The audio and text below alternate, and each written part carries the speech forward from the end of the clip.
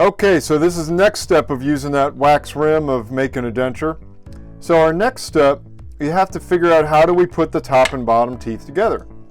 And we've got a same kind of wax little plate here that goes in, and it's got some notches in it here, and then the top has notches. And both of these wax rims have been in the patient's mouth, and we've had them practice moving.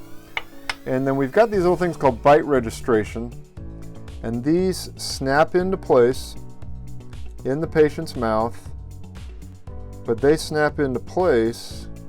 So this snaps in here, and this snaps in here, and then the top and bottom snap together.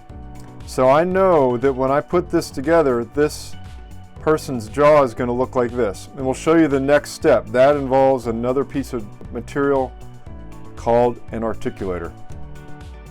This little machine is called an articulator. I'll call him Senor Hanau because that's the name of this brand of articulator.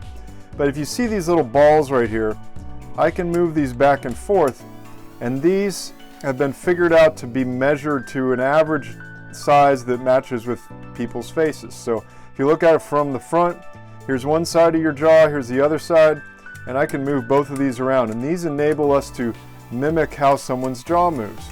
And it's kind of like a, I don't know, kind of almost like a little robot that we can use while we're not working with the patient.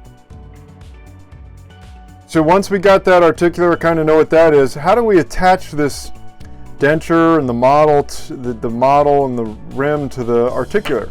So there's this thing called a face bow, and we actually make a recording in the patient's mouth, and this is screwed in here.